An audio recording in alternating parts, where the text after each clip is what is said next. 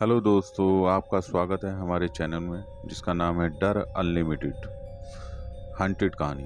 लेकिन आज हम आपको एक ऐसी कहानी या एक ऐसी रियल स्टोरी के बारे में बताने जा रहे हैं जिसे किसी साधु ने बचाया था। और वो साधु उसी फ्लाइट में था जिसकी उड़ान दिल्ली से अहमदाबाद की ओर जा रही थी और आगे चल के वो अहमदाबाद से लंदन की ओर जाने वाली थी। तो शुरुआत करते हैं दोस्तों। 5 जुलाई का समय था, दोपहर का समय था। अहमदाबाद इंटरनेशनल एयरपोर्ट पर गहमा गहमी अपने चरम पर थी। हर और यात्री अपनी फ्लाइट पकड़ने की जल्दबाजी में थे। उसी भीड़ में से एक विशेष उड़ान AI 237 अहमदाबाद से लंदन जाने के लिए तैयार खड़ी थी। यह एक बड़ी अंतर्राष्ट्रीय उड़ान थी जिसमें 250 यात्री सवार होने वाले थे। फ्लाइट का समय शाम 5:30 बजे था और बोर्डिंग 4:30 बजे से शुरू हो चुकी थी। चेक इन काउंटर पर कतारें लंबी थी, लेकिन सभी यात्री उत्साहित थे। कई लोग अपने परिवार से मिलने जा रहे थे, कुछ काम के सिलसिले में और कुछ सिर्फ घूमने। कुछ पात्र मुख्य थे इस कहानी में, जिनका नाम था आरव, जो एक 8 साल का बच्चा था और अपनी माँ के साथ लंदन अपने पिता से मिलने जा रहा था।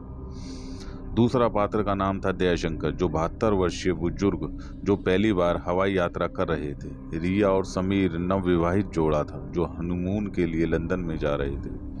वह साधु जो लंबा पतला शरीर और सफ़ेद जटाजूट, गेरुआ वस्त्र, गले में रुद्राक्ष की माला और हाथ में एक लकड़ी की छड़ी। उसकी आंखों में कुछ ऐसा था जो किसी को भी खींच सकता था, गहराई, शांति और रहस्य। शादी को देखकर कई लोग चौंके। एयरपोर्ट पर इतने भव्य और शांत तेज वाले संत का देखना आम बात नहीं थी, लेकिन वो चुपचाप अपनी जगह पर बैठे थे, जैसे उन्हें इस दुनिया की कोई परवाह ही नहीं। जब सुरक्षाकर्मी उनके पास पहुंचे तो वो एक क्षण को संदेह हुआ। बाबा, आपके पास टिकट है? एक जवान ने पूछा। साधु मुस्कुराए और अपनी छोटी सी थैली से टिकट निकाल कर दिखाया। उसका नाम था बाबा त्रिलोचन नाथ। सुरक्षा अधिकारी ने उसे जांचा और फिर सिर हिलाकर आगे बढ़ गया, पर उसकी आंखें बार बार पीछे मुड़कर देख रही थी बाबा को। बोर्डिंग का समय हो गया था। शाम 4:45 होते ही बोर्डिंग शुरू हो गई थी। यात्री एक एक करके प्लेन में प्रवेश करने लगे।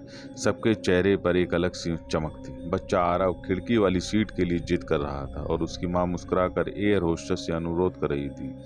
दयाशंकर जी थोड़ा घबराए हुए थे। उनकी उंगलियां बार बार कपड़ों को मरोड़ रही थी। समीर और रिया आपस में खुसुर पुसुर कर रहे थे, जैसे कोई सपना साकार हो रहा हो। और फिर अंत में साधु अपने धीमे संयमित कदमों